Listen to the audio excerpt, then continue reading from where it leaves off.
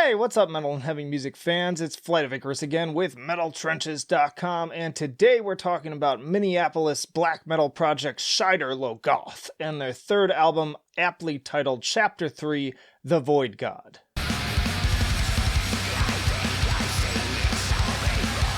And hey, if you'd like to be kept up to date with the best and brightest metal bands and albums from the underground and above, then stick with me by hitting that subscribe button down below. The Void God is made up of 3 lengthy tracks ranging from around 12 to 19 minutes, made up of distinct movements that ebb and flow over time. With this structure in mind, I feel inspired to take on more of a guide role this time around. Come! You be Dante, and I'll be your Virgil as we travel through this dense, hellish black metal journey. You know, something like that. The album has a very slow start, no drums even until about the 3.5 minute mark, and no vocals until about 7 minutes. It's just this long, slow, drab build that slowly evolves into this more folky, moody dirge a la Take or Murg.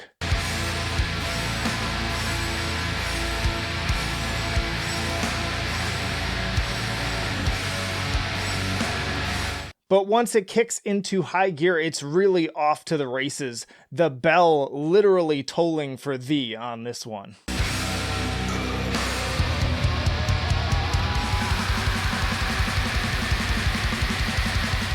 Things kick up into an intense fusion of double bass and D-beat that is absolutely menacing at this point. Love the energy and just the blackness involved here. Then this chuggy part really turns up my Abath face, so to speak. Proof that lengthier, more atmospheric black metal compositions can still have some hooks.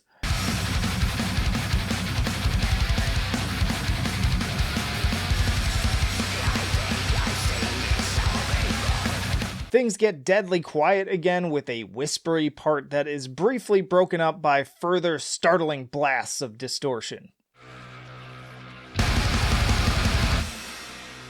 Then a weird jangly guitar drone that sounds like an old single-engine plane making a landing before evolving into a final bit of ominous, atmospheric noise with a few final strikes of massive reverb-soaked bass drums. Anguish Cradle sees the band trying some new things on the vocal end, after another expectedly miserable guitar melody opens the track on a very cold and gray note. Shaidar Logoth caught me off guard, insidiously croaking about the eye of the serpent and becoming one with the void alongside a raucous hi-hat and rumbling bass line.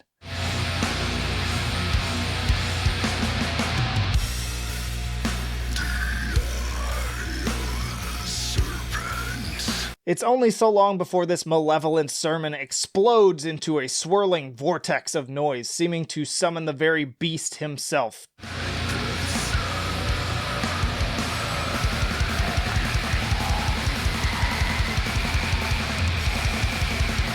Devolving back into dissonance before kicking up the frenzy yet again for a second wind. The fallout of this ritual is further amplified with prophetic-sounding guitars and subtle atmosphere that seems to rise and rise.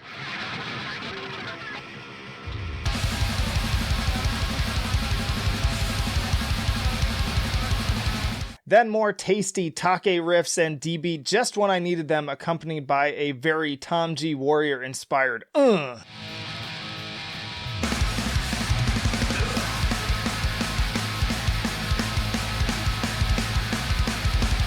Transition to another big build filled with pounding tribal toms and slowly growing layers of intensity before one final push back into the swirling vortex.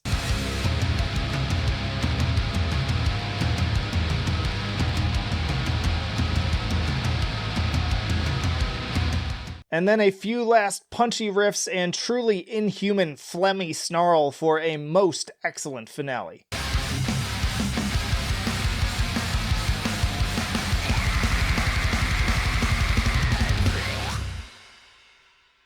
Withered on a Vine spends its first few minutes in dark ambience. It's like a schizoid mashup of singing bowls fed through a filter of pure dread, before we get some very minimalist notes of mournful guitar. Again, the reverb is cranked to a max, adding to the already present feeling that we are alone in an infinite expanse of nothingness.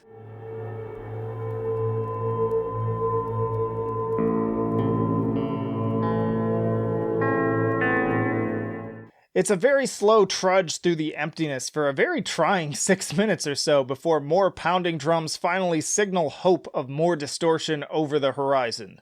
Truly depressing when the reprieve we so desperately seek is one of yet more overwhelming depression, just louder and now accompanied by harrowing wails of despair.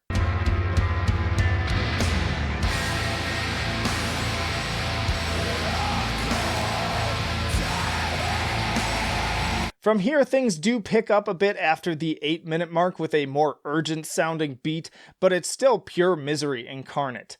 Another haunting interlude just before the 11-minute mark, this time with what sounds like some very subtle, almost ethereal sounding chorals in the distance. But it's all just a tease to further amplify this final march into self-annihilation.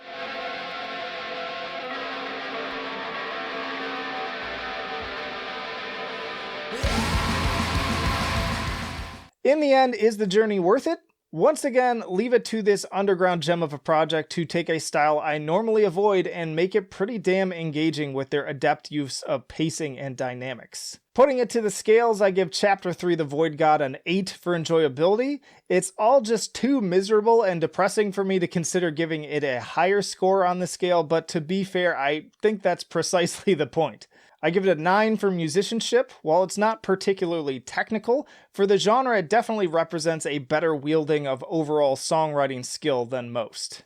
And I give it a 7 for innovation. Nothing here I haven't heard before, but taken to a serious high point nonetheless. Round that out to an 8 overall, and it's a B- for Shaidar Logoth and Chapter 3 The Void God. Now excuse me while I go hug several puppies. Oh yeah, that's the stuff. Alright, you can go. Y'all, thanks as always for watching, and let me know down in the comments what you think of this album and what's your favorite black metal album of the year. And of course, stick around because there's plenty more reviews coming just after this one, and also album roundups, Bandcamp exploration, tier lists, interviews with bands on the podcast, you name it, we've got it. So plenty of reasons to subscribe, again, if you have not already. Also in the description, you can find links to our social media, the email newsletter, and our Patreon and Subscribe Star if you want to make that extra jump to becoming a full-on supporter. Just $1 a month gets you early access to content and helps keep this train a-rolling. But that'll do it for now. Flight of Icarus signing off. I will see you in the trenches.